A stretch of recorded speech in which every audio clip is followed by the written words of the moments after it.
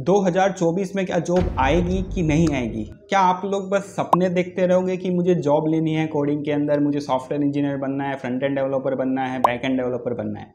मुझे कुछ दिनों से आप लोगों के बहुत सारे मैसेजेस मिल रहे हैं, यूट्यूब की वीडियोस पे भी आ रहे हैं, इंस्टाग्राम पे भी आ रहे हैं, लिंक्डइन पे भी आ रहे हैं कि भाई हमने बहुत जगह अप्लाई किया है बट कोई रेस्पॉन्स नहीं आ रहा है। हम रोज जॉब के लिए अप्लाई करते हैं, बहुत सारे एप्लीकेशन सेंड करते हैं कंपनियों में, लेकिन वहां से कुछ रिस्पॉन्स नहीं आ रहा है।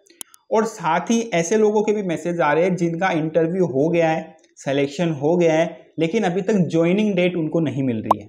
महीना हो गया, 2 महीना हो गया, लेकिन ज्वाइनिंग डेट के लिए उनको अटका के रखा है। तो ये सारी सिचुएशन क्यों क्रिएट हो रही है, क्यों 2024 के अंदर जॉब अभी नहीं आ रही है?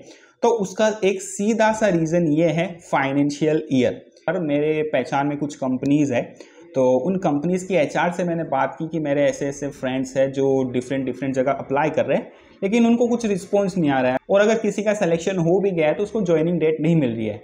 क्या आपकी कंपनीज में भी ऐसा हो रहा है? क्या आपकी कंपनीज में भी यही सिचुएशन कि आप हायर नहीं कर रहे हो, अगर हायर कर रहे हो तो उसको ज्वाइनिंग नहीं दे रहे हो? तो उन्होंने कहा कि जो भी सिचुएशन चल रही है वो क्लोजिंग वाली सिचुएशन चल रही है। तो ये जो सारी सिचुएशन क्रिएट हो रही है वो हो रही है फाइनेंशियल ईयर की वजह से। फाइनेंशियल ईयर यानी कि आप कह सकते हो कि एक तरह से क्लोजिंग होता है, यानी कि नया साल स्टार्ट होता है। तो फाइनेंशियल ईयर जो होता है वो 1 अप्रैल से स्टार्ट होता है और उसकी क्लोजिंग होती है 31 मार्च। तो अभी मार्च चल रहा है, तो मार्च में क्या होगा, सारी कंपनीज क्लोजिंग करेगी अपने प्रोजेक्ट्स के, और वो देखेगी कितना हमको प्रॉफिट हुआ है, कितना हमको लॉस हुआ है, सारा एनालाइज वो मार्च के महीने में करेगी, और जो भी उनका वो रहता है डेटा रहता है वो क्लोज करेगी। तो इन सब चक्रों में कंपनी है ना, वो हायरिंग को थोड़ा सा साइड में रख के अपने कंपनी का जो डेटा है उसको रिव्यू कर रही। तो जब तक ये क्लोजिंग का मामला खत्म नहीं हो जाता, जब तक फाइनेंशियल ईयर स्टार्ट नहीं हो जाता, जो कि 1 अप्रैल से स्टार्ट होगा, तो आपको 31 मार्च तक थोड़ा सा आपको देखने मिल सकता है कि कंपनी हायर नहीं कर रही है।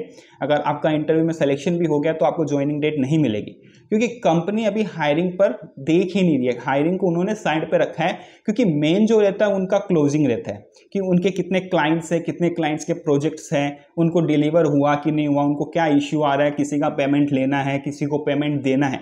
तो वो सारी चीज़ें वो इस महीने में करते हैं।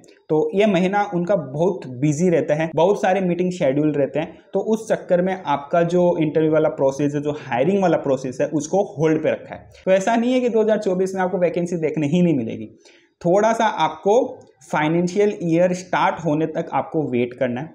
1 अप्रैल के बाद, यानी कि अप्रैल मई में सारी जो सिचुएशन है वो नॉर्मल हो जाएगी। आपको हायरिंग देखने मिलेगी, कंपनी के अंदर बहुत सारी वैकेंसी देखने मिलेगी, क्योंकि न्यू फाइनेंशियल ईयर स्टार्ट हो रहा है, तो कंपनी को भी नए प्रोजेक्ट्स मिलेंगे।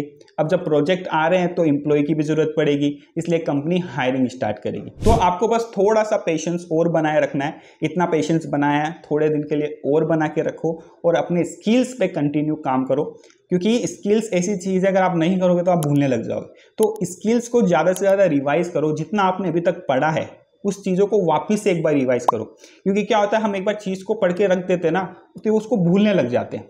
तो जो आपने पढ़ा है अभी तक उसको फिर से रिवाइज करो, 1-2 बार और अच्छे से देख लो, ताकि कल को हायरिंग स्टार्ट हो तो आप कोई भी चीज़ है ना भूले नहीं। मतलब अपनी तरफ से 100% रखो कि जब मैं इंटरव्यू के लिए जाऊंगा तो 100% उस इंटरव्यू को क्रैक करूंगा ही करूंगा। तो ये थोड़ी सी हमने चर्चा की है जॉब के ऊपर। तो वीडियो कैसी लगी मुझे लाइक और कमेंट करके जरूर बताइएगा, और अभी तक आपने चैनल को सब्सक्राइब नहीं किया है तो हाथ जोड़ के निवेदन है, चैनल को सब्सक्राइब करके जाइएगा और साथ ही साथ बेल आइकन को भी दबाइएगा। तो मिलते हैं नेक्स्ट वीडियो में। Thank you.